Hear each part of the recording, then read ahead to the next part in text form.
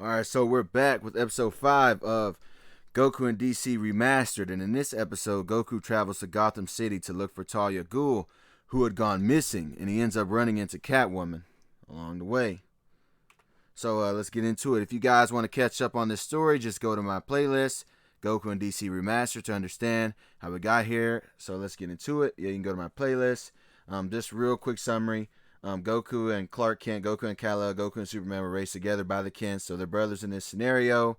And he went to visit Wonder Woman on Themyscira, and they became good friends. He got into a confrontation with Aquaman on another episode. They ended up clearing that out, and he showed him Atlantis. And then in the last episode, Goku trained with the League of Assassins, where Talia Ghul went missing. And y'all can go check all that out in the playlist. So without further ado, let's get into it. So anyway, let's continue. Lex updates Goku's radar to double as a GPS system for pinpoint locations and puts in the coordinates for Gotham City for the teen, and Goku is grateful for his assistance. And as the Saiyan leaves the door, Lex Luthor decides that it is time for him to work on his own suit of armor with all the kryptonite that Goku had been collecting for him. It should be more than enough to start the process, so he begins to make some calls. Meanwhile, Bruce Wayne sits in the depths of his mansion lair, pondering his last visitor. For you see, Talia was in Gotham and she came to see him. He figured that she was on a mission to take someone's life in this city, and he planned to stop her. But she had told him that she wanted to talk to him at the pier. But when he had showed up, she wasn't there to be found, and he thought that that was suspicious and unlike her. But Batman wasn't the only person in Gotham looking for Talia, because Goku had just arrived in the Dark Knight City. And as the teen looked around his new surroundings, he could instantly see that this city was full of corruption in Gotham. And Goku didn't make himself a stranger in his search and asked everyone who was anyone if they had come across Talia or seen her. And then he gave them a description of what she looked like. But Goku turned out wasn't having any luck finding his friend. Alright, he was falling on dead ends. However, his prying wasn't going unnoticed, because some men in black suits approached a black masked individual to tell him that a teenage boy was asking too many questions about the woman, and the woman we know to be Talia, and the man in the black mask simply said that he would handle it. And even though Goku wasn't a superhero, the Kent family had taught both him and Clark right from wrong, and one of the things they taught him that was morally wrong was that stealing from people was wrong and the wrong way to go about living. Right? So they told him stealing was wrong. And he was about to witness a thief in action when he heard a man point at a running person in all black, pleading for someone to stop the culprit who had stole from them. So Goku decided to get involved and began to chase after the slender figure in all black who was running down an alley. And the thief took notice that they were being pursued and decided to climb onto the rooftops. But Goku's speed was superhuman, and eventually he caught up to the suspect and got in front of them, and they ran right into him like he was a wall and bounced on the ground like a basketball.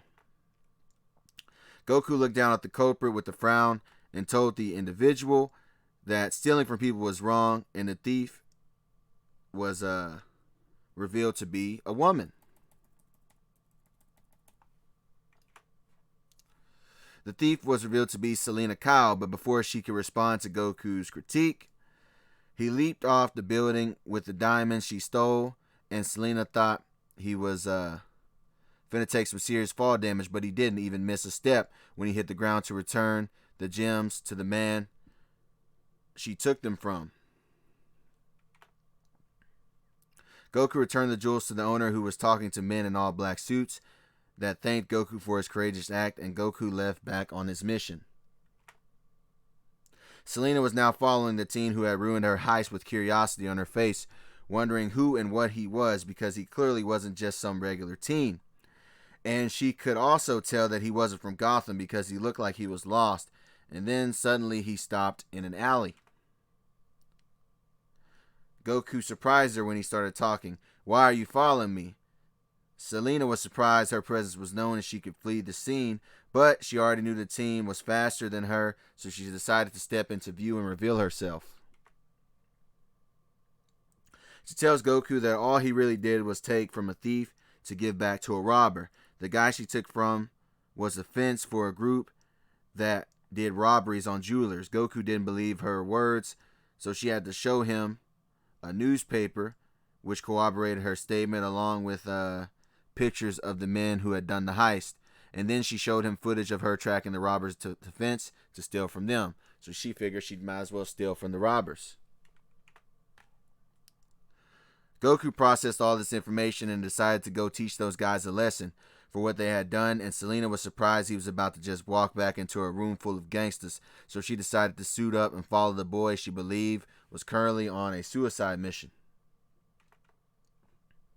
Goku punches the door open with enough force to get everyone inside's attention, and they were left in shock as one draws his pistol. Goku takes full advantage of this and rushes the armed men in a blitz of speed and precision, effortlessly taking down the lounge full of Gotham goons, but he missed a gunman that came from the back. Pause. But Catwoman makes her entrance known by kicking the crook in the face with her heeled feet, catching the attention of Goku. Goku smirks at his new company and thanks the woman for her assistance, but he assures her that he wasn't in any danger from that gunman. Goku then smirks when he notices that the young woman dressed in the cat suit smells just like that Selena girl he met on the rooftops, and Selena puts a finger over her mouth to shush him for revealing her identity in the room full of groggy goons, while she also was weirded out by the keenness of the teen's nose. But before they could exit the scene, a new challenger made his entrance in the building. Catwoman recognized this man as Firefly, and the masked man in all black told Goku that he had been hired to burn him out for asking too many questions about a missing woman. Goku noticed that comment and knew he was talking about Talia, and immediately got angry and asked for her location, but Firefly simply raised his flamethrower forward towards him. Goku crouches beneath the blaze, and the fire quickly interacts with the liquor of the bar behind him, which sends the whole building up in flames.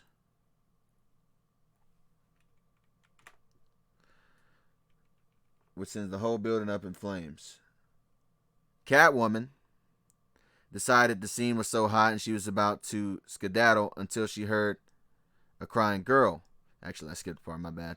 Goku remains on defense and realizes that the fire's temperature is hotter than ordinary, but he needs to disarm this man so he can tell him where Talia is. Catwoman decided the scene was too hot and was about to skedaddle until she heard a crying girl holding onto a toy pleading for help because Firefly's fire had spread to the building next to it, and Catwoman decided it was time to help the people that were trapped inside. Goku, however, was taking some damage as the Firefly zipped through the burning bar while he was napalming the area. But as the arsonist landed on a kindled desk, Goku closed his eyes and remembered his training with Raj Al Ghul. And as the building burned, time slowed in Goku's mind, and Goku once again remembered his lessons. He became the weapon rather than the wielder of the weapon to truly master combat in the heat of battle, just like Raj had taught him. Then he opened his eyes. His eyes suddenly snap open and he lunges forward, predicting Firefly's next movements, and he comes down with a strong backhand to the flamethrower, and his other hand wraps onto the neck of his disarmed enemy. And as the building began its final collapse, Goku tightened his grip on his enemy and demanded him to tell the Saiyan where Talia al Ghul was located, and Firefly said he didn't know where she was, but he could tell Goku who it was that hired him to get rid of him, and that it was none other than the gangster that is known as Black Mask, who Goku didn't know.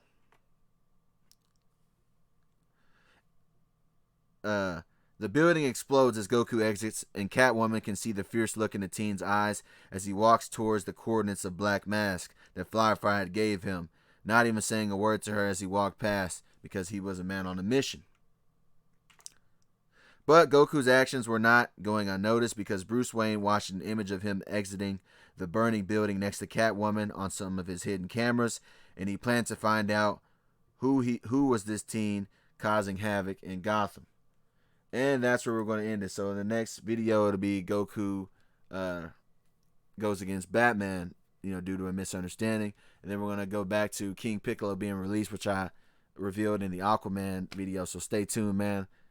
Gone. Peace.